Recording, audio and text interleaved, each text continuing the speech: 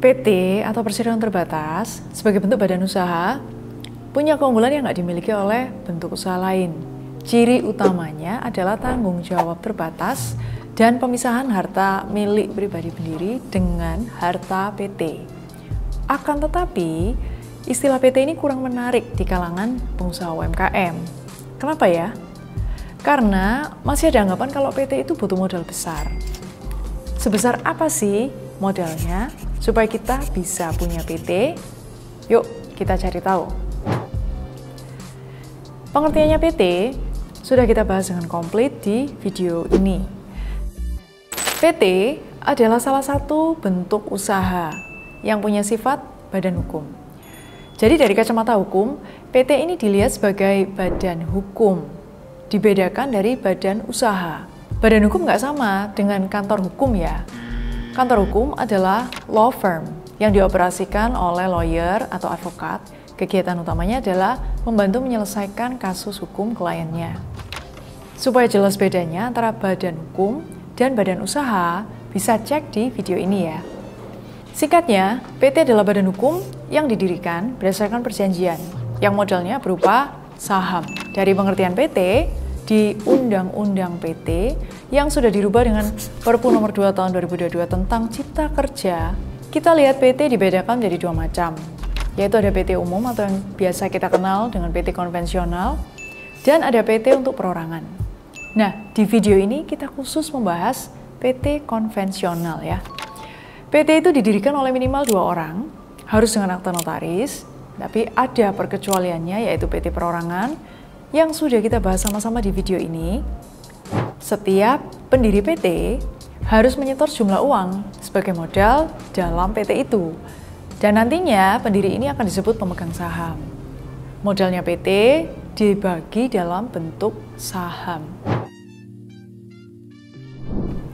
Dalam satu PT ada istilah modal dasar dan modal store. Di pasal 31 Undang-Undang PT, modal dasar maksudnya adalah seluruh nilai nominal saham yang sudah ditetapkan dalam satu PT. Jadi, di anggaran dasarnya PT, pada waktu awal sekali ketika PT didirikan, sudah ditetapkan modal dasarnya sekian rupiah.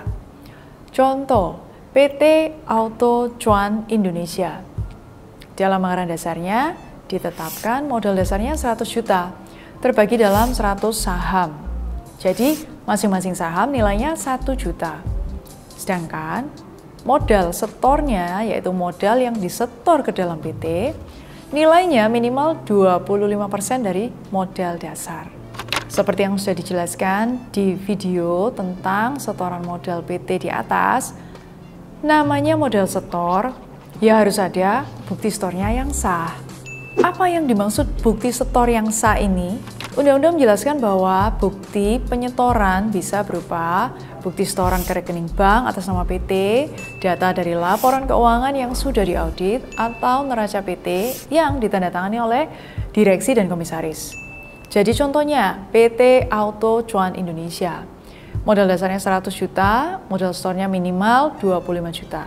Jadi PT Auto Chuan Indonesia ini harus bisa membuktikan bahwa modalnya sebesar 25 juta sudah disetor dengan adanya bukti setoran ke bank atau laporan keuangan itu. Boleh nggak disetor lebih dari 25 juta? Boleh-boleh saja.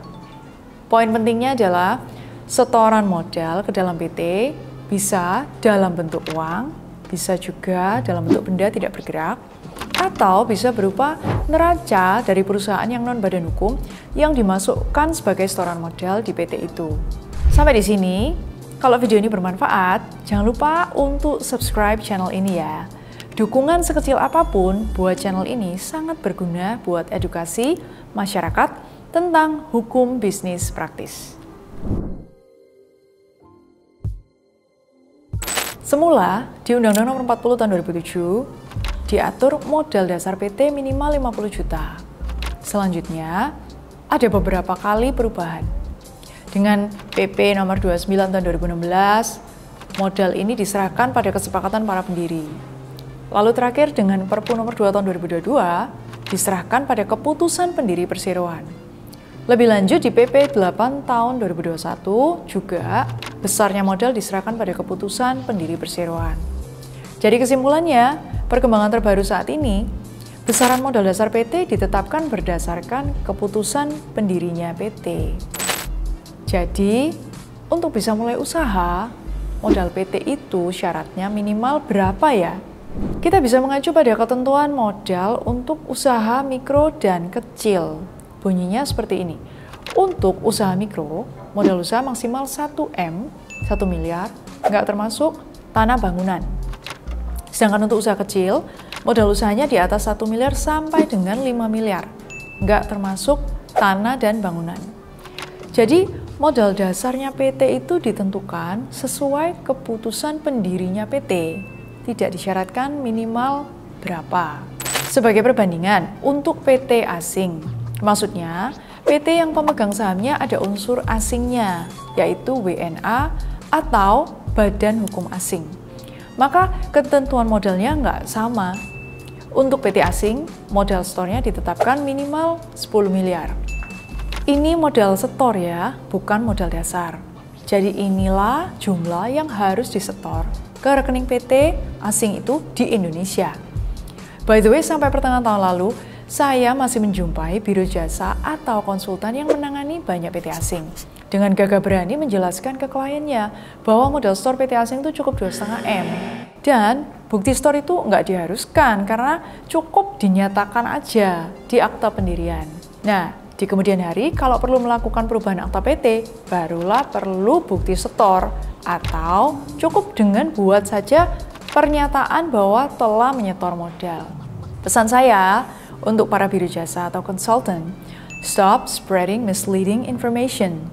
Ini membuat kita sebagai notaris itu kesulitan. Memang surat pernyataan telah menyetor modal itu diperbolehkan, tapi bukan berarti nggak perlu menyetor modal secara real. Apalagi bila surat pernyataan itu hanya dibuat sebagai formalitas alias lip service aja. Untuk para notaris, harus berani mengarahkan klien untuk sesuai aturan. Modal setor PT asing ya harus disetor ke Indonesia dong. Pemerintah sudah habis-habisan mendatangkan investasi asing. Tapi, what's the point of mendatangkan investasi asing tanpa membawa masuk uangnya ke Indonesia? Ya kan? Kesimpulannya, besaran modal dasar PT diserahkan sepenuhnya kepada pendiri PT untuk memutuskan. Bahkan untuk PT yang skala usahanya mikro dan kecil bisa memilih bentuk PT perorangan. Tujuannya untuk memudahkan pengusaha untuk punya PT, karena PT perorangan ini cukup hanya butuh 1 orang. PT ini bentuk yang sangat menarik buat usaha mikro dan kecil. Bahkan BI punya database khusus untuk UMKM yang potensial dibiayai oleh perbankan. Jadi jangan ragu untuk mendirikan PT, asalkan sesuai dengan kebutuhan usaha ProPeople. Tentunya juga harus diperhatikan kewajiban perpajakannya ya.